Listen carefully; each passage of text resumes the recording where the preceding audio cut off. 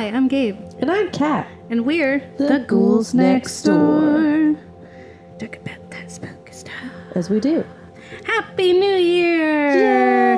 Bum, bum, bum, bum. Wow, you made it a whole year around the sun. We did it. We didn't die. We did not. You know, no one ate our kids. No one had kids. You don't know if anyone ate someone's kids. I'm just saying, in our immediate circle of life. Yeah. None of that happened. No one ate our kids. We didn't witness any of that stuff. No one was possessed. No one was evil. No one did all that stuff to our knowledge. And that's pretty cool. Yeah, that is cool. Yeah. Happy New Year, Ghoul Scouts. I'm so happy that you're here spending your New Year's with us. It's very nice. Yeah, I'm really happy about it too. Imagine wearing glittery clothes, and there's confetti and balloons and balls that drop. And everyone's screaming. Everyone is screaming. Ah! And everyone's also planning, you know? It's normal. Because it's a new year. So everyone has New Year's resolutions. Yeah. Do you have New Year's resolutions, listener? Write us. Wait, they are. Tell us on social medias. Use your face, mouth, and your hands to either one. Do that. And give us a call. Know what your thoughts are about Call in right now. Yeah. The lines are open. There's no lines. The lines are in the past. Telepathically. Tell us. Yeah. And cool.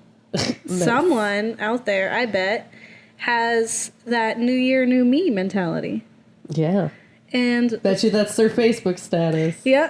New year, new me. You know what? Look at my face. It's new now because it's New Year, new me. Exactly. And I agree. I say this whole month, January, let's do it. Let's New Year, new us. Let's talk about the new year and the who is it? Who do we want to be? Who are we really ever? Yeah.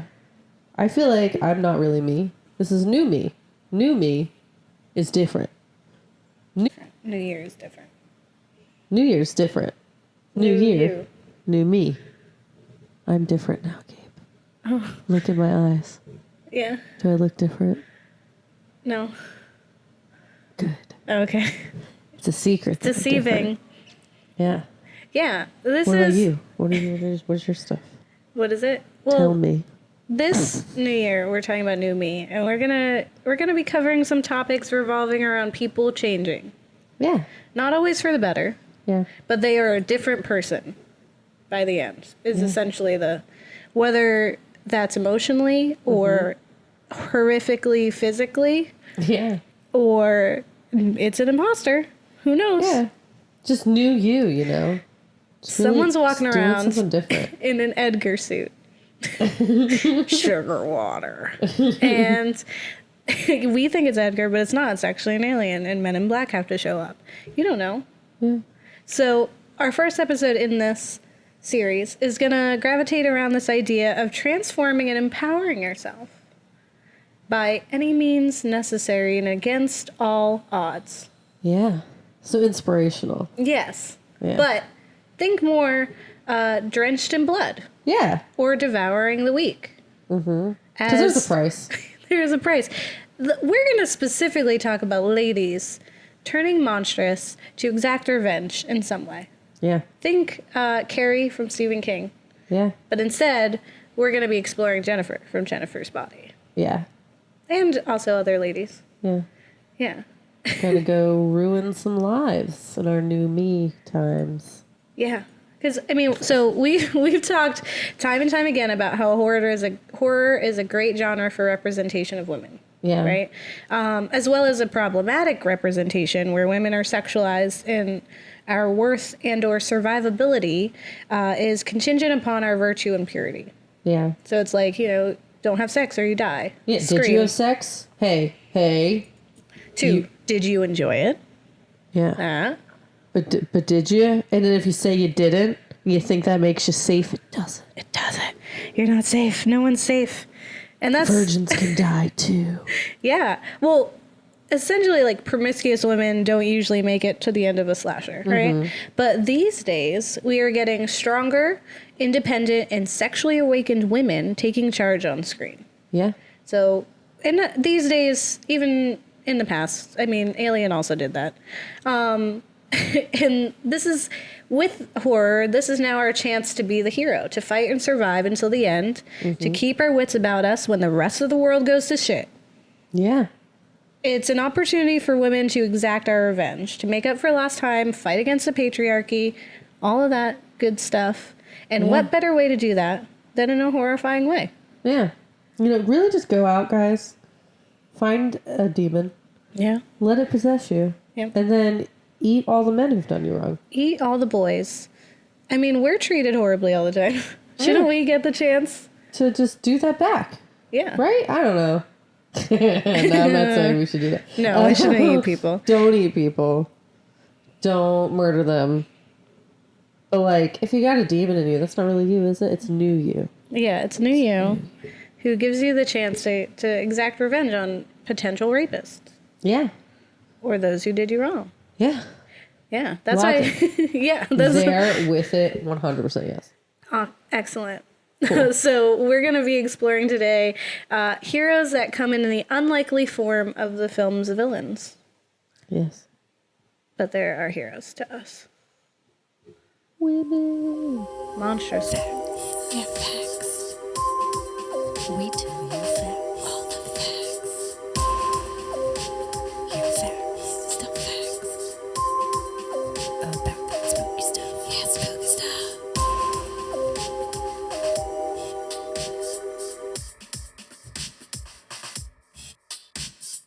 All right, so I figured we'd start it out with the 15 female monsters you'll meet in a horror film. Specifically, just like women who are kind of like doing their thing. Yeah. And then turn into or are taken over by something or, you know, whatever. Yeah. To crazy monsters that usually wrap around the idea that either they've had sex Or they're capable of having sex now. Yeah. Because of puberty. It's essentially an excuse for women to act out of the realm of womanliness. So it's like we don't have to be polite anymore because there's a monster inside of us. Or we're we are a murdering and monster. eating people. Yeah, that's great. Now we don't have to be so nice. Blood comes out my parts, now it comes out of you. That's just where we're at. I think that's an even exchange. Equivalent exchange. Well, Monthly, I lose this much blood. Therefore- Now, that much blood must come out of all the people here. okay. That was a gross thing I just said. And here we are. Yeah. All right. Well, first, Yeah. the alien. Yes. So essentially it's kind of like that body snatching kind of thing where it's like, one, I think you see in a lot of alien movies is like the threat of alien pregnancy. But I don't think that that's what this is saying. No. It's more so that like someone has taken over the body and, Yeah. you know, is making them act different. So an example of a film that does that is one, The Faculty from 1998. And then it also mentions The Invasion of the Body Snatchers. Go on. What's next? Big cat. Well, they essentially lose their sanity and go a lot of that And crazy they're a times. cat. And they're a cat now. Yeah. So it's like, I'm a woman, but nah. We women are felines. We're on the prowl Yeah. We're big kitties. for your blood. Nom nom noms. Yeah, that. So the next is the cannibal. Yeah. So, you know, when women just like start eating people, that's like a big time. You don't want that. Yeah. But in the specific movies that they're talking about, it's called Frightmare. And it's about someone who's like genetically, it's like a trait within them that like makes them want to go around eating people. Yeah. So Like a that's really Rougarou. stressful. It's like you can't even change it. It's just like, That's what you are. Yeah. Yeah. I mean, So- you're iron deficient, so we got to make up for somewhere. yeah. And I think that I could definitely see that just being a fear in general of like, you always see like the worst. We watched that video recently with the woman who's like going down on a gentleman. Yep. And then instead of just doing that She rips off his penis with her mouth. with her mouth, yep. That's That was what happens. That was a music video that my boyfriend that made us watch. Which Yeah. is thanks. It You. was great. But I think there's like a fear of that Yeah. in general, just because like that's the thing There that is. could happen. So like cannibalism. The demon, which is from what we're talking about specifically within Jennifer's Body, and Yep. there's countless other movies that touch upon that, like The Exorcist and Yeah. specifically The Evil Dead, Night of Demons, lots of that. But essentially that there's something taking over what was once an innocent woman who was not going around murdering and killing people, Yeah. but instead is now just like kind of acting on like carnal, crazy desires, usually in a like succubus like way. Yeah. And that they're taking. I will say this. I think what's Stuff from different men. between Jennifer's body and the other ones mentioned is that generally the demon is perceived to be a male demon inside a female body, which with Jennifer's body, because it's a succubus, it's not really gendered in any way. It's just Jennifer is now a demon. Yeah. So it has a different take than, say, The Exorcist, where it's very clearly a male demon who's making her say all these things. It's not her as like a demon version of herself saying the things that she might have wanted to say. So interesting. Yeah. The next one is the ghost, which it basically talks about, I guess, the original version of The Ring. Yeah. Japanese. And how like that was terrifying in its own way, but then like kind of like this idea of this ghost woman that can get you and like take you away. Yeah. And murder you brutally and all that other really scary fun stuff. And I think the important thing about Japanese ghosts and what they do well is that the Japanese ghosts tend to be there because of a horrendous wrongdoing that came upon them. So it's like it's revenge in that way. So like vengeance, thinking of like definitely. I think Shudder with the camera, that ending is absolutely one of the most impactful ones I've ever seen. And with The Ring and or what's the ghost one? The Grudge? The Grudge. Like that one, that ending, like thinking about what happened to her and why she's a ghost, like, come on. They do that really well. And so it's like in our afterlife, now we have the power to fight back. And, it happens to be against the wrong people, but. Yeah, but basically, like, it's just so interesting, I guess, that, like, culturally, women have just been wronged so much that vengeance is just something that's expected of us to want. Yeah. Which I get it. Yeah. Yeah. But that's just like a really real fear that's like so creatively played out in media. They do really well. And the way like they portray women as monsters is just always really interesting. This one I don't really understand what it is, but it's the Gorgon. Which like a big is monster woman. Monster from Greek mythology. It's essentially where you petrify people. Yeah, it's Medusa. Yeah, which that makes sense to me, but I didn't know what a Gorgon was. So And Medusa's cursed. So yeah, because she happened to love the wrong man. And so an evil goddess was like, now you can't look at anybody, your hair snakes. Try to brush that. You think you're so pretty? You can't look at anybody, your hair's snakes. Yeah, you heard it here, guys. That's what happens. Don't have sex. The insect, which is called the wasp woman. Nice. Sorry, I just think it's funny and it's not. But that like essentially there's like a subject that gets tested with royal jelly and it goes wrong and science happens and it turns her into a murderous insect woman. With insect women, I will say this. It makes me think of Buffy, in which there was a praying mantis woman. And so the idea was like she would have sex and then she would like behead the male. And that's like what she was looking for. So that in that way, like female insects tend to be pretty hardcore. Like you have black widows and like praying mantis and all those. It's like when we're done doing what we need, you're dead now. Like that's it. What do we need you for? So like for a female, like a human, for a human to now do that is like a whole new thing. It's Yeah, like, no, it definitely okay, makes sense why it's scary. We're an insect. We have to. Yeah. Those are my 2 cents. So just like when you go on a Tinder date Yep. and it's going really well, so choice. They come home with you. Yeah. And you're feeling good about it, and then you get yours. Yeah. Then you just behead him. It just happens. Yeah, you just rip his head off with your hands. with your hands. There's no weapons. It's just It's like done. You're done. You did it. That's what sex is. You're welcome. We've taught you. everyone who hasn't had it. There you go. Yeah. That's what happens Learn about it. when you're done. This is sex Just rip their head off education the with body. the ghouls It's great. next door. The snake, Night of the Cobra Woman. Yeah. It's unsurprisingly a really trashy film, according to this article. Yeah. Basically, a nurse is bitten by a cobra and becomes a snake woman. So she stays young and beautiful, but with a steady diet of venom and sex. Yeah.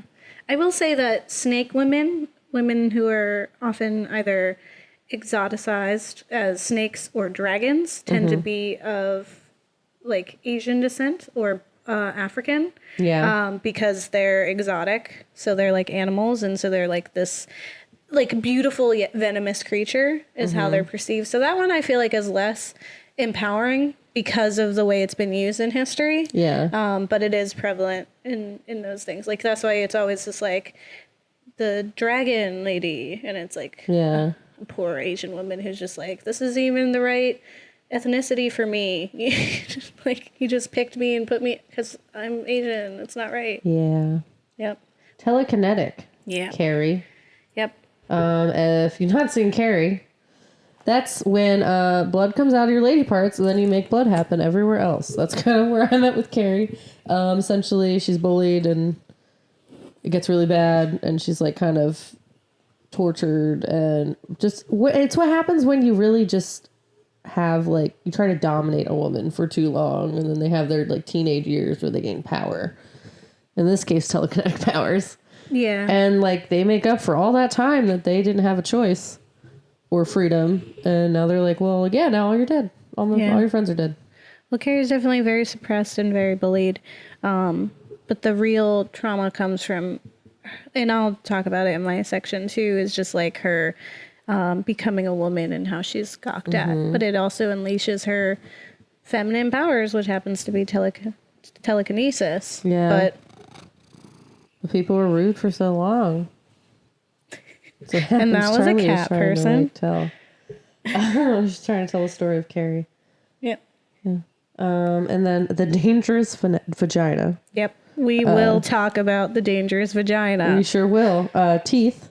Yep. Everyone's heard of it. I at least think so. Stay tuned next month. Yeah, so we're going to definitely talk about that next month, but essentially it's like the danger of, raping people, and that when that happens, you don't know what's down there. The vagina is a mysterious land. Yeah. Yeah. And it's apparently an innate fear that Freud wrote about was the monstrous vagina that would have teeth, and that all women have the potential to destroy your manhood. Thanks, Freud. Cool. All right. The vampire, which, I mean, I think that's in both genders pretty often, but specifically there's the movie The Near Dark, and countless others, basically where women do the thing that Dracula did and instead lure the men. Yeah, Queen of the Damned. And then we're going to talk about some vampires next month too. Yeah. Stay tuned. Not this episode, but other ones. Yeah. And then the witch, which is something we've talked about pretty frequently. Yeah. Where they have a deal with the devil and they're coming for you. Yeah. And the wolf, which is from Ginger Snaps, which is something we're also going to mention when we're talking about Jennifer's Body, because there's actually a lot of similarities between the two movies. But this is about how puberty awakens this like she-wolf like creature, and you can't control yourself. You're eating and murdering and all that stuff. Yeah. Because women times. Tragic women times. Yeah. That's all I got. Those are the 13 monsters. That's excellent. You're welcome, world. So what we're going to explore is this concept that is the first line of Jennifer's Body, which is hell is a teenage girl. So it's this idea of these monstrous women who find their power usually through this transitional period in which they get their period or through their first sexual experience. So when you're thinking of Carrie, we see like a lowly girl who's tortured by her peers and her own crazy religious mother until she snaps after several traumatizing events that revolve around her becoming a woman. So like it's her, losing her virginity, or not her virginity, what am I saying? Getting her period in the showers, getting ridiculed, and then being coated in pig's blood. Yeah. And so it's just kind of like this like comparison of women and pigs, which has happened in literature quite a lot. So in films like this, we are allowed to explore what it would be like for our female bodies to give us the means to exact revenge on those that have wronged or killed us. Yeah. Our maturity and pain, aka our period, is a transforming event that usually causes a change in our perception of reality and the way the world sees us. So, like, when you get your period, we are now women. Yeah. We can have babies. Yeah, we can have children. We can get married. We can fulfill our womanly duties. So the world sees us differently. And so inwardly, we're also changing as well. So it's like, that's why it's this like pinpointed transformational time for these monstrous women. So it's like, okay, our bodies are changing. We can now essentially have sex in all that.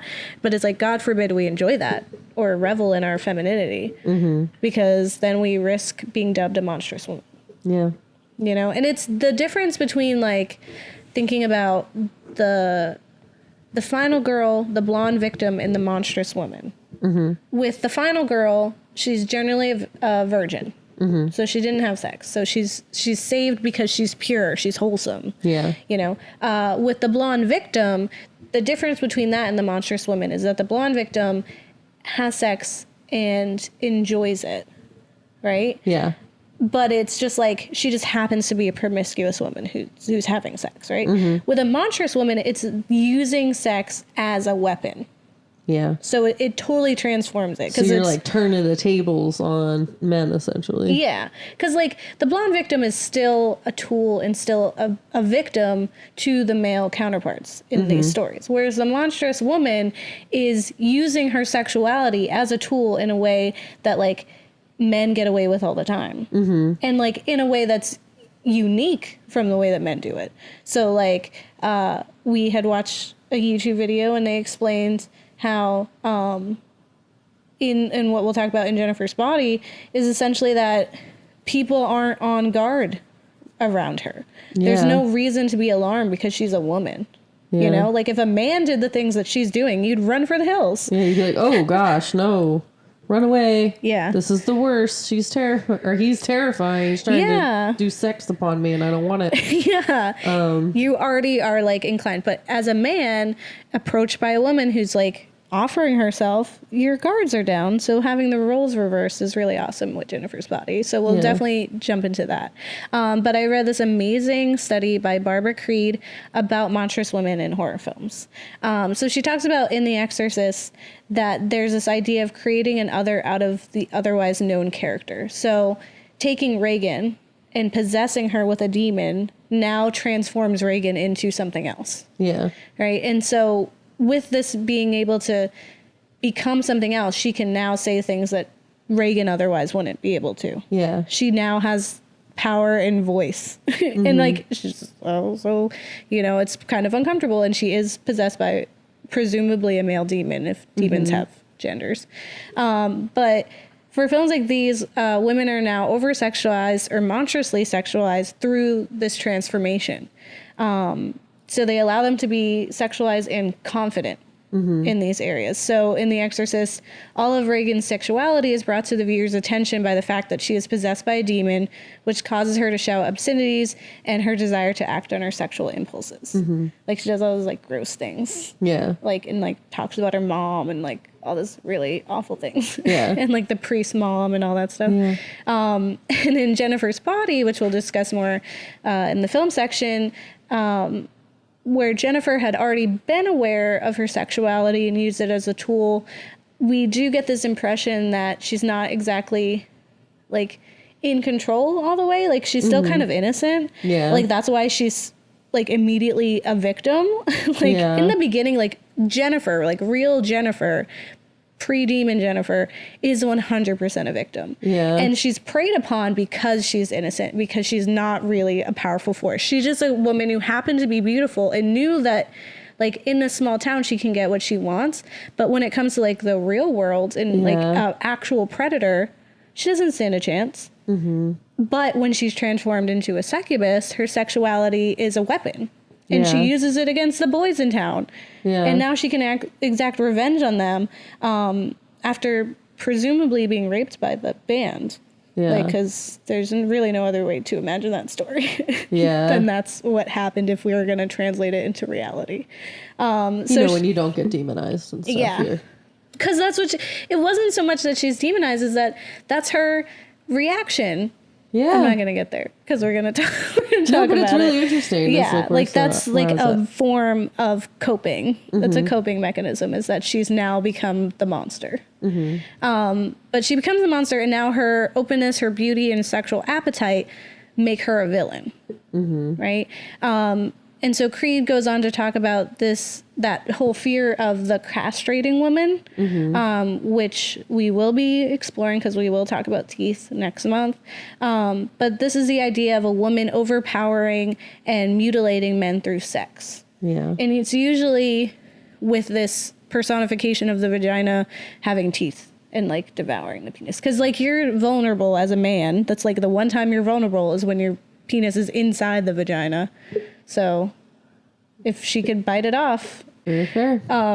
Yeah. And I just think it's like what I found very interesting in watching this and just thinking about the Monstrous Woman was like that it's kind of like this idea in like Disney films that the woman who's like wants to pursue her own happiness or like get things her own way and not just like go about and succumb to the world or become the wife or whatever is the villain. So you have things like Maleficent, who like is running an entire kingdom. You know, you have what's her name, octopus lady, Ursula. Yeah, Ursula, who's doing what she's doing, and it's like she also was running like her own crime syndicate.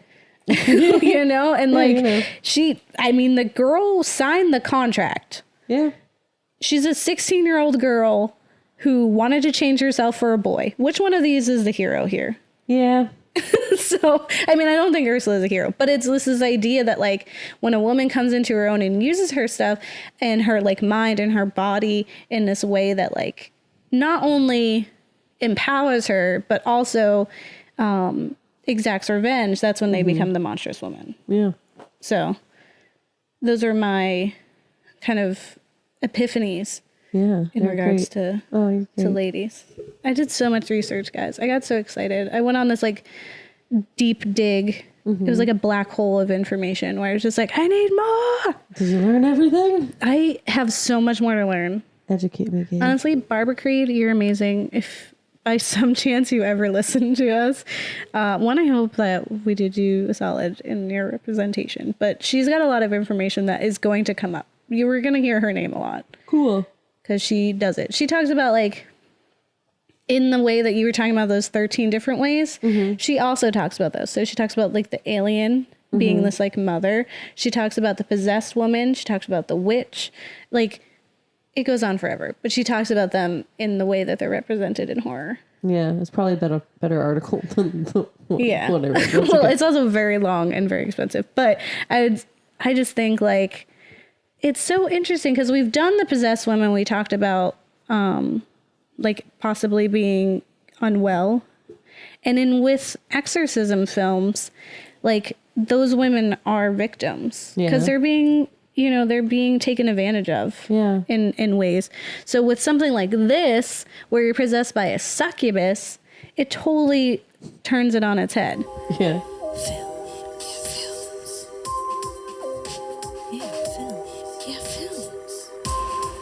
We watched some films. Now let's talk about those films. And all that spooky stuff. And all that spooky stuff.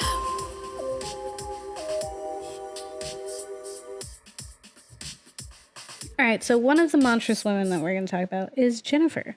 Yeah. She was very scary. Played by Megan Fox. She did a lot of eating of people. She did. And it was great. Chomp chomp. It was gory. So if you haven't seen Jennifer's body, I totally understand. Because it definitely doesn't look like it makes sense that we watch it because we watch anything horror. And me personally, Gabe here. It's your Gabe here. But like I enjoy slasher films and I love the hokey ones and things that play on absurd realities. And that's what Jennifer's body is. Yeah. So, but also reevaluating it and thinking about it and understanding that it was this rather half-hearted or not exactly, I'd say it's a poorly executed feminist film in that when you're looking at it and you're thinking, like, you're reading or watching interviews with the director, it's like, oh, she wanted it to be perceived a different way. It did not end up that way. Yeah. It was very misunderstood. Yeah. I think it had the opportunity to be way more than it was. And for instead to make money. Yeah. It became what it is. So Jennifer's Body came out in 2009, and it's about a newly possessed high school cheerleader who turns into a succubus who specializes in killing her male classmates. Can her best friend put an end to the horror? So, no. She does. She does put an end. She does. I'm Spoilers, she does. Fun fact, when you look up this film on IMDb, the first two keywords associated with it is lesbian teen and sexy woman, which says a lot about this film, honestly. Yeah. I did feel that when I watched like YouTube videos and we read more about it, the lesbian like undertones definitely are there when you're looking back. But I really felt like we didn't need them. I felt like because it wasn't fully fledged, that it didn't have any place there, essentially. Like, yeah, I mean, I didn't realize it until it was, like, they, as you said, like, they were just, spoilers, making out. And I was like, what? Yeah. This wasn't, and then, like, we watched the YouTube video and I was like, I guess, yeah, now I see it. But, like, also it was just like, as you said, it wasn't done right. Yeah, it felt kind of tacked on the way that I felt like the lesbian scene in Black Swan was, where it's just like, let's get viewers, so we're going to get two hot actresses to make out with each other. But I think when you're looking at it, it definitely could be perceived that way. And I think the difference between the Black Swan scene and this one is that Megan Fox's character, Jennifer, is manipulative. And if Amanda Seyfried's character, Needy, if she did have any kind of feelings for her, that would be the perfect way to manipulate her. But I felt like it really devalued their friendship by doing that, because I didn't feel like they really had a lesbian relationship, and I don't understand why it's not okay for them to just have a platonic relationship. Like, yeah, they held hands. Like, you can have manipulative friends that are platonic. I've had them. Yeah. Like, where there's no sexual anything, and they understand, like, their control and connection over you, and they manipulate it. Like, that happens. So I agree.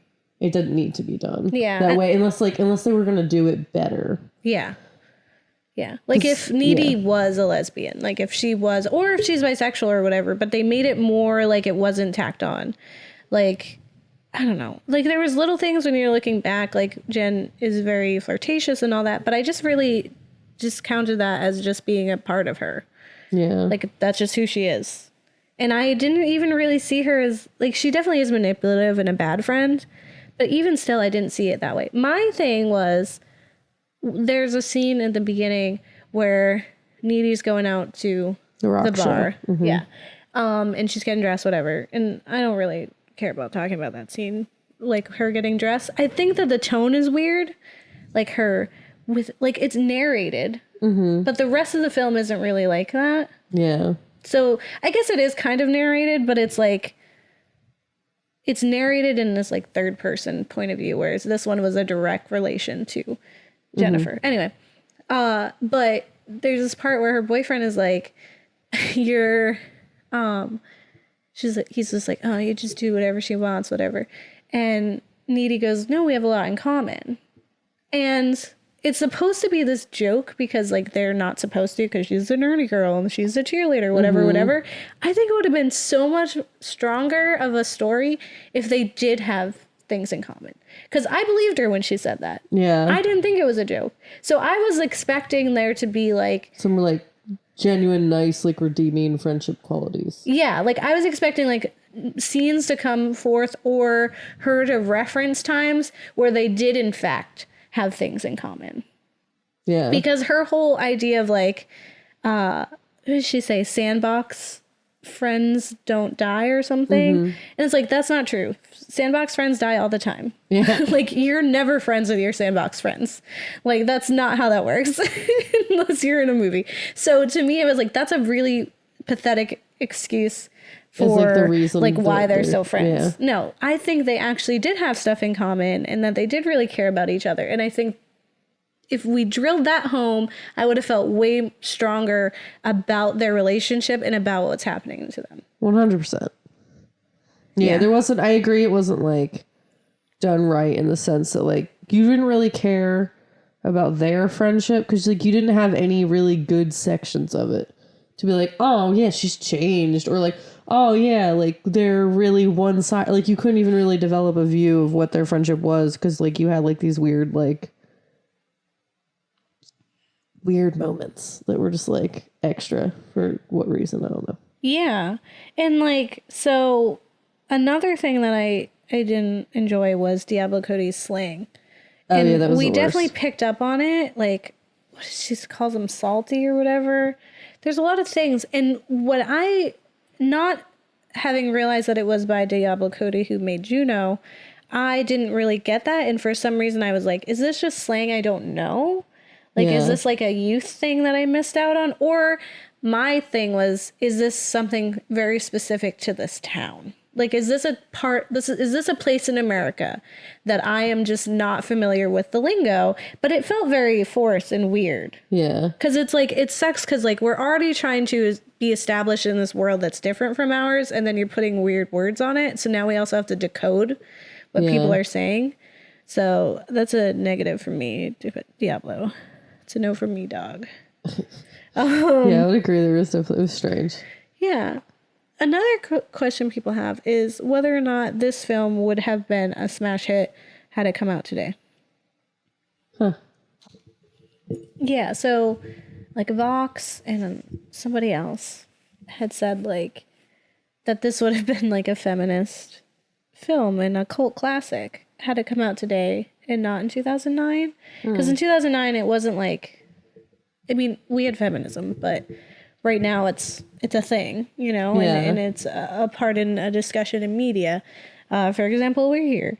We're talking about it. But like, it also can't, it just, I think the problem wasn't entirely that it came out in 2009. I would agree. I think it was trying to do a lot of really interesting things. And especially since we watched all those videos like explaining all those really interesting things. Yeah. And I don't think it did it right. Yeah. So, I mean, I think it would have been just as kind of weird now. Yeah, I think that Karen Kusama, who is the director, tried really hard to make this film a feminist piece. And like when you're watching interviews with her and she's like highlighting these parts and like what her intentions were, you're like, oh, okay. But it definitely feels like it fell short, and that it kind of almost feels like her explanations and her intentions feel like afterthoughts. Like they made the film. What, like J.K. Rowling?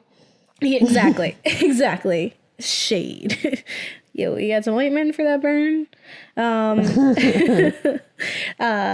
But like, yeah, it's just this idea that like she made the film and then she looked back and was like, that could be perceived as feminist. Or like, oh, I meant what I was meaning to do. Is like, okay, then why didn't you do that? Because the entire film is just like a sex trope, like, you know, fun time, gory mess, which is fun. But like, don't try to tell me that it's this feminist masterpiece when you didn't really try. Or if you did try, you just didn't do it right. So Yeah. I don't know. Yeah. Yeah, it just seems like her explanations are so late to like what it really was. But also in realizing that in the director's cut, there's a lot more information and there's more scenes that made everything a little more purposeful. Yeah. And that the theatrical release is where it just became like, Hokey sex time. yeah, it was just fan service for Megan Fox's bod, which is like sad. I really enjoyed Jennifer's character. Yeah, no, it's like she acted Yeah. during parts of that movie, and I was genuinely impressed in like the scene where, you know, she was in the van Yeah. and get tied up and stuff. Like she acted. I was like, whoa, look Yeah. at you. Huh. Yeah. So yeah, she did like a good job, and it is kind of like a shame that you kind of lose some of those moments and like her actually like doing a good job. Yeah. In the fact that they just like really played up like, here's my naked body. Yeah. When I'm dead, I look like my boobs are like up as like a dead Barbie doll lady. Like it's yeah. Yeah, like where she is as a monster, Jennifer, as a succubus, she is, you know, using her body and she's feeding off of these boys and reversing these roles where the boys now have to carry pepper spray and the boys have to look out because there's a predator out there. And it would be perceived that this predator would probably be male. So that's also like no one's looking for her. But it didn't really feel like she utilized it entirely as much as she could have. It felt like she was just doing it because she had to do it. You know, like, oh, I'm going to look ugly. So even like her reasons, like when she like finds out like she's a god and stuff, she should have been more power hungry. The fact that she dwindled for an entire month before she fed again is absurd. Yeah, it does seem really out of character. Like she didn't seem like she cared about it. No. So why is she acting like she cares about it? I mean, maybe she was scared she was gonna get caught. But like at the same time, I don't know. No, because she's sloppy. And I think like she knows she's not an idiot, but she like just didn't have the right motivation. Like I felt like the power of this succubus could have been so much more beneficial in another monstrous woman than Jennifer. Yeah. And like also, and that's why in Ginger Snaps it's different, because in Ginger Snaps we're taking a woman who is not seen. This is a woman who's like essentially the girl from what is the live action version of Taming of the Shrew? I don't know. Yeah. So it's like it's like taking the character of 10 Things I Hate About You, where she's like, society is all fucked and My hair's in a ponytail. Yeah, women are the scourge of the earth. We have to fight back. Blah blah blah blah blah. And then giving her an awesome power like the wolf in Ginger Snaps, and then like now she can like really take her power back. Or something like Carrie, where you're having a girl who's just like ridiculed both at school and home by her crazy mom, and then she gets this power, and it's like, of course that's how she uses it to exact revenge at prom after being like teased. So then instead of having a similar story like that, we get a woman who already is kind of like as innocent as she was and taken advantage of. She still had some modicum of power. Yeah. Like she didn't really want for anything. Yeah. I think the important part of that is that she was a popular cheerleader. Everything was going well for her. But when we get to the bar and she's like trying to get these band men, she's reduced to like this like mousy like she's not seductive at all.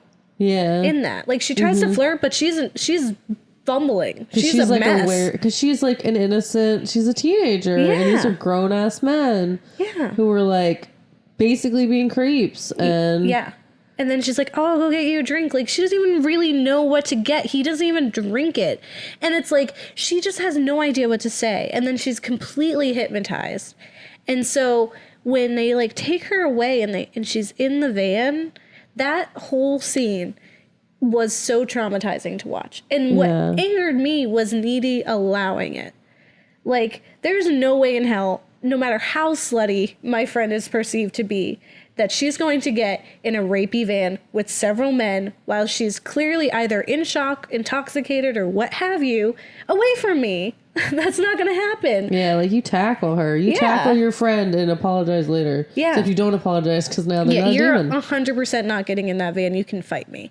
And so for me, it's like Needy in a way was a contribution to that. She's also a villain. She's a terrible friend. And then she goes home and she doesn't call the cops. She calls her boyfriend.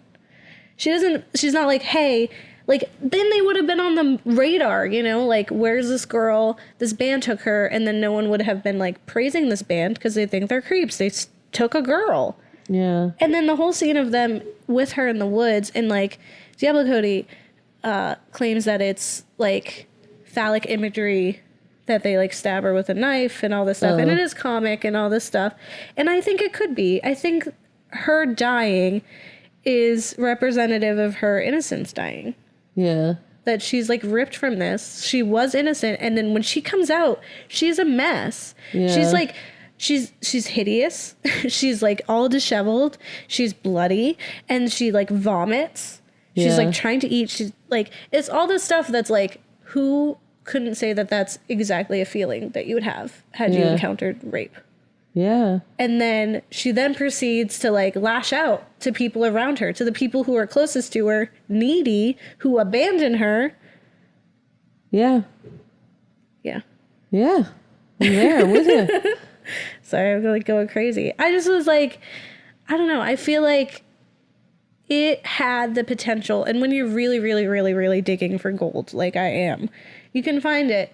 But it could have done so much better for itself to have the gold out there and not so deep and having to wade through this water to get to it, you know? Yeah. Come on. Like I don't think that it's Jennifer's body should have been made now. I think something like Jennifer's body needs to be made now. Yeah. But better. Yeah. Like, I think we're owed it. We're owed a new monstrous woman, like Teeth or something, like other things that we're going to talk about. But we need the monstrous woman who has the power. And I don't think she needs to start the way that Carrie and Ginger Snaps did. Yeah. I think she can start like Jennifer did. Yeah. And show that even these women who are perceived to have all this power and confidence are also weak and also like have vulnerability. Like the biggest thing is, as the movies, it's like that they're insecure. Yeah. Like that we're Jennifer's women. insecure. Like as people, like it's just natural. You're a teenager. You can be as pretty as you need to be, but everyone has insecurities. And to assume because of how someone like looks that they're this like thing. Yeah. It's like, no, we're people. Everyone's insecure and stressed out and innocent until they're not. And Yeah. yeah. It's essentially that ideology that like what you're wearing constitutes rape. Yeah. Like what Jennifer is means that she should be treated that way. Like so we can write it off and she's the villain, you know? Yeah. Whereas if something like that happened to Needy and Needy were to become that, it would be a whole different story. Oh yeah, 100%. And like also just a side thing is I really love, because they're teenage girls, the argument they have in the pool where she's just like, why did you only like, you did not have to come after my boyfriend, but you did it to get to me. Yeah. And just being like, is it because you're so insecure? And she's like, I'm not insecure. I won the snowflake queen, whatever. And it's just like, that's why you're insecure. So like they're having this conversation, and the fact that it's about that Jennifer was like going to eat and murder her Needy's boyfriend, like just take that context out. And this was a legitimate, like, let's be frank, you're a shitty friend. And like, I'm not like, you are lashing out at me and attacking me, blah, blah, blah. Like if you took that into like real life situations, like that's a legit conversation, and it was awesome. Yeah. And I thought it was so funny and amazing to have, because it was such a serious traumatic situation happening. Yeah. And to put over that, this like snarly like teenage drama was perfect. And I wish it was that way the whole time. Yeah. That was like gold. That to me was like, oh, Diablo, Cody, you're doing it. You're doing a thing. Yeah, look at you. Where you're putting teenagers and you're making it real and you're putting over this dramatic situation. Yeah. And I was like, yeah. And then the movie was just how the whole thing was. Yeah.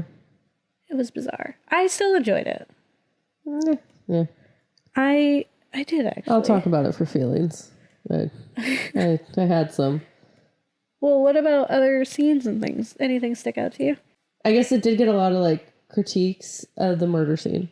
Mm-hmm. In that like it kind of desensitized, I guess, what would be raping or murdering a person, a woman specifically, and by making it comedic. But I definitely thought it was needed to be a little comedic if this was like a horror comedy in its own right. Yeah. Because like, one, this guy is just so clearly evil. Yeah. You just like watch him walk all around. He's clearly evil. He's like not even hiding the fact that he's evil. My little teen heart breaks. Yeah. I love the OC. But he was so evil. Like it was so blatantly and openly evil. Yeah, he doesn't give a crap about ladies. He was just like, whatever. I don't care. Look at you, stupid. Murder now. Yeah, and it's like they're laughing that she even thinks that they want to have sex with her. Yeah. Like that's a very valid assumption when you're trapped in a van with several men. Yeah. No, yeah, 100%. Yeah. But I just thought it was like, it was interesting. I guess this is where my messed up mind went, is that when it started to happen, my thoughts were, oh, that's kind of nice. They're trying to distract her Yeah. from all the murder that's about to happen. Yeah. And which is just like, what? No, they're still murdering her. Why is that my thought right now? Yeah. But like my immediate thought was like, oh, that's so nice. He's trying to make it a little less scary by distracting her before he, you know, stabs her a million times. Yeah. But I think with that scene, what's really, really remarkable is Jennifer's character. Yeah. Like when she is so clearly confused and lost and just totally out of like her range of abilities, like just being there and being like, I am so fucked. Like, how did I get here? Yeah. And like having to come to terms with she acts, and she's honestly, I felt so strongly for her in that part. I was just like, she is like just a victim. She's this young girl. She's 16.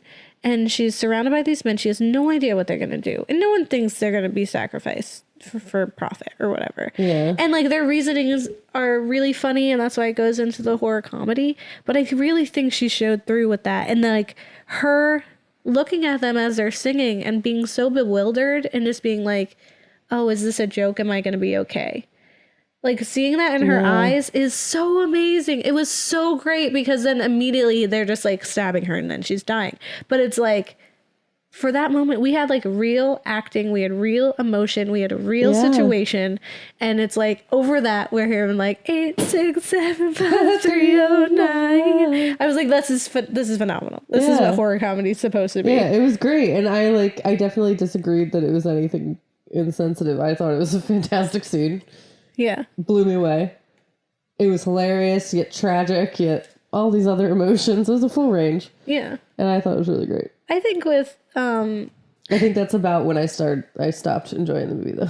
Yeah. For being really honest. It was like, yeah, it was very long for what it was. Yeah. I think for me, and this is just a personal feeling I always have, is that if we just treated women in film equally, and we didn't have these stereotypes, and we didn't have to constantly fight back and make work that needed to be feminist. Like if this could just have been a slasher in the way that it was supposed to be without needing to be feminist, then it would have done so much better.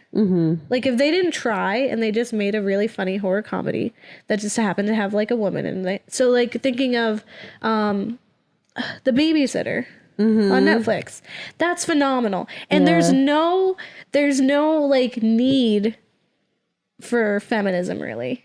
Cause in a way it's already surpassed that. Yeah. Like we don't need to talk about how great it is because it should just be expected. Yeah. You know, like we shouldn't be like, ooh, a woman's on screen. Or like, oh, a villain. Well, maybe that's kind of telling to the fact that it was from 2009. Yeah. Yeah. I agree. And I think like seeing that and then seeing The Babysitter, where you have this woman who is a teen girl who is evil and doing all this stuff. And it was a horror comedy. Yeah. It was profoundly done.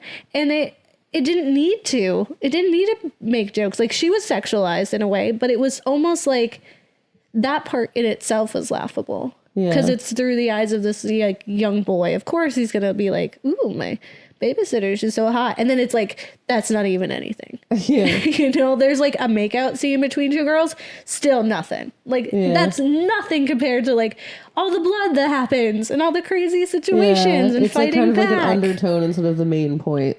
Yeah, and like her rapport with the boy and how like even when they're fighting, they have this like connection and like she actually really cares for him. That's amazing. That's amazing story right there. Jennifer, we could have did that. Like it could have been not Jennifer's body. It could have been slut becomes gets vengeance against that without having to be about rape, without having to be about feminism. It would have been a really great story. Yeah. Diablo, get it back together. Let's get the gang back together and let's fix it. Let's make a new one. It's just 2019. Like it was like they were trying to be subtle, and they like were Yeah. bad at it. Like they just were really bad at it. That's what I Yeah. was I think they fell short and they ended up in the same place at, like, if a man tried to do it. Mm-hmm. Where it's almost like, why even bother if you're not going to do it right? Yeah. You know? It's You know like, what? well, this isn't Joss Whedon. You're a lady. You should know. Yeah. I mean, the man did say this. His name was Ron Swanson. Yeah. He said, never half-ass two things. Whole-ass one thing. Yeah. And that's what they should have did. They should have whole-assed this film, and they didn't. They 100% half-assed several things. Yeah. Put your whole ass into it. Yeah. Back that whole ass up into it. Yeah. Back that whole ass up. Yeah. Feelings. Yeah, feelings. Yeah, I said feelings. Let's talk about feelings. Okay. And all that spooky stuff. I love spooky stuff.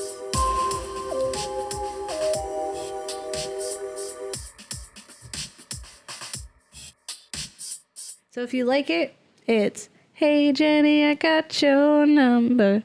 And if you don't like it, it's needy needs to be less needy. Okay. So for this idea of monstrous women, Hey, Jenny, I got your number. You know, I mean, I like the whole concept. It's very interesting. yeah, It's a fascinating thing. And I'm really excited for us to like really delve into it throughout this month and next month and in the new year, new us. yeah, Getting all Year, new historical up in here. Yeah, I like that. I enjoyed it. I'm excited to talk about it more. yeah. I'm excited to start out this year. Yeah, I hope our listeners are on board. We want to talk about stuff. We want to educate you. We want to get educated because it's media. It is used as a tool. We got to take advantage of it. Yeah. So 8675309. Great. Stabbing your ears with our words. Yeah, You're welcome. You're welcome. What about Jennifer's body? Ugh. It's needy needs to be less It needy. needs to be less needy. I don't know. I didn't like it. I don't really know how to explain it further than that. I just It was really long. It was long. And also, I was just like, why? Like, half the movie, I was just like, why? Yeah. And it was fine.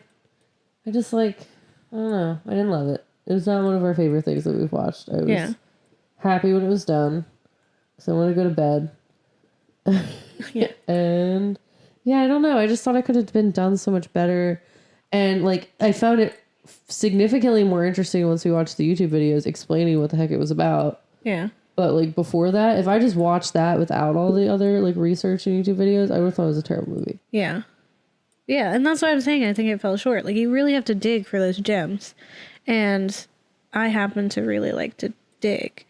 But I watching it just originally, I don't know, I enjoyed it. But I also just, enjoy things to enjoy them, you know? Yeah. So I think, I don't know, I thought it was cute. It got weird in places. I was very interested in the storytelling aspect because it changed a few times and it was very peculiar. Jen retelling what happened was such a weird move to happen. But I really liked that it was so weird. It was an interesting movie. I just didn't love it. I didn't hate it. Yeah. By any means. I was I watched it. It was cool. I just if I didn't see the other stuff, I would have had no idea really why any of it happened. Yeah. I wouldn't say it's my favorite ever. But I did enjoy it and I'm glad it exists and I'm glad that there is this kind of revival happening because I'm hoping that will spur people not to just be oh, that would have been a good movie, and instead inspire them to make the good movie. Yeah.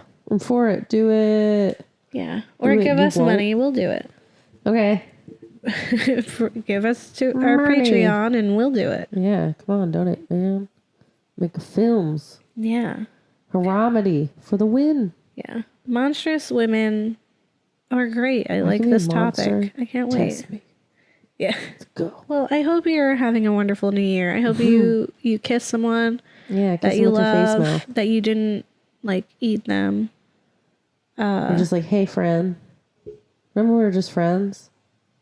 I'm going to touch your face. Okay, make sure it's consensual and that that person Yeah, that's what wants I'm you saying. to touch their you face. Ask, you say, hey, can I touch your face? And they're like, hey, yeah, that sounds fucking great. Yeah. And then you grab their face with both hands and you put your mouth in their mouth. And it's really romantic and great and everyone's in love now. And that's just what happens. Okay. You're Well, welcome, world. Dating me. Yeah, I say That's what that's like. new year, new me. Stay tuned. We're going to talk about new people. And it's not all just monstrous women. That'll come up all the time because that's what we do here at the Ghouls Next Door. But yeah, we're going to go on an adventure of finding some new people, whether for good or bad. And maybe we'll transform into beautiful butterflies. Well, let us know what your New Year's resolutions are. We are dying to hear about them. You can tweet at us. You can send it to our email at thegoulsnextdoor@gmail.com. Yeah, and like, if you're typing your New Year's resolution into our iTunes comments after rating us, that's an option. That's a good one. For sure. Yeah. My New Year's resolution is to get you to subscribe, comment on iTunes. Yeah, do it. Yeah. Thanks, friends. Well, we love you. We love you. And don't get married. Because they'll eat your kids, or you can eat them. Because you're a monstrous woman. Yeah. Who run the world? Girls. Monstrous girls. I got too excited. Okay. Bye.